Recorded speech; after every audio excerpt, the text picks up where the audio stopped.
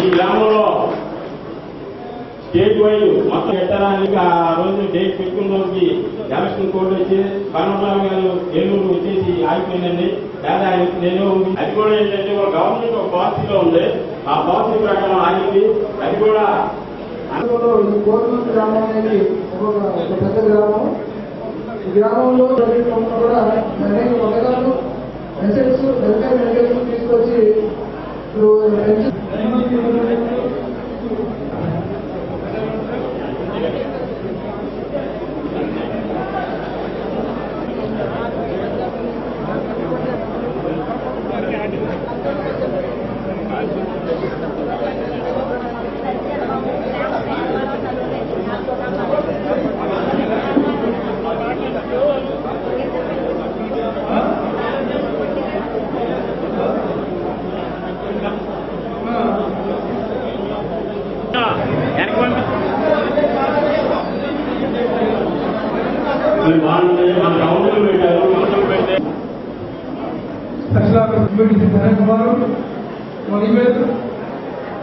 మందికి ఇప్పుడు బాబులు ఇవ్వడానికి రెడీగా ఉన్నాయి. వాళ్ళకి చంద్రన్న సార్లుగా మొదటి కాలంతో పాటే సరుకులు కూడా ఇస్తున్నాం ఆ 2 మందికి. అదేవిధంగా మిగిలిన వాళ్ళకి కూడా కలెక్టర్ గారు ఆదాయం చేస్తున్నారు. ఆట కూడా త్వరలో ఇప్పిస్తాము. ఆర్జే గారు రుణమాఫీ కింద సొసైటీలో 16 మందికి రాలేదన్నారు.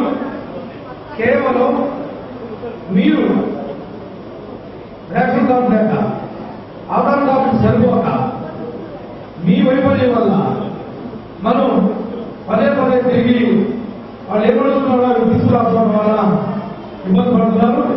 మీరు ఒకసారి చెక్ చేసుకుని ఈ 16 మంది బ్యాంక్ సెక్రటరీ కానీ బ్యాంకు సంబంధించిన ఏర్పాటు చేయాలి.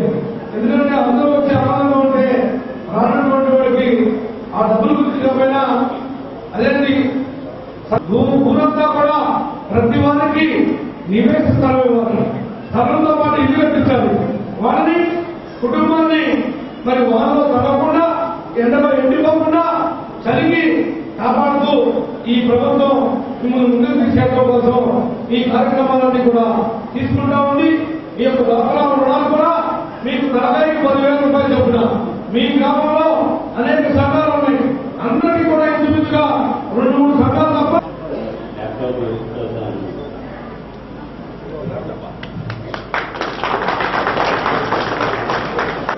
ఈ కార్యక్రమంలో భాగంగా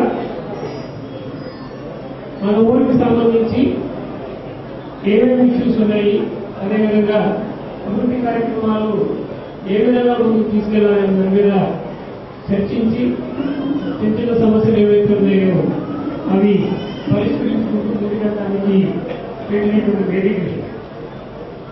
అన్ని సమస్యలు అక్కడికక్కడికే ఒకే రోజులో మనకు చేయలేకపోవచ్చు. కానీ అర్హత ఉండి రేషన్ కార్డు ఇవ్వచ్చని చేసిన వాళ్ళకి మొత్తం జిల్లా మొత్తం మీద ఇప్పుడు ఈ జనభూమిలో 90,000 మందికి రేషన్ కార్డు ఇస్తున్నాం. నేను గ్రామంలో ఉన్న జనాభాకి 10 నుంచి 12% జనాభాకి మనం పెన్షన్లు ఇవ్వడం జరుగుతుంది. అయినా కానీ కొంతమంది పెన్షన్లు కావాలని చెప్పి అడిగేవాళ్ళు ఉన్నారు. అది కూడా ఒకేసారి మనం వివరాలు గుర్తుపెట్టుకోవాల్సింది ఏంటంటే కేవలం పెన్షన్ అయితే 6,000 కోట్ల రూపాయలు ఖర్చు అవుతుంది. ఎక్కడన్నా ఒక మంచికి పెన్షన్ ఇవ్వాలంటే మనం 6,000 కోట్ల రూపాయలు పెన్షన్లకే ఇస్తున్నాం. వల్ల 2,000 కోట్ల రూపాయలు ఖర్చు అవుతుంది. కాబట్టి కొంత మనం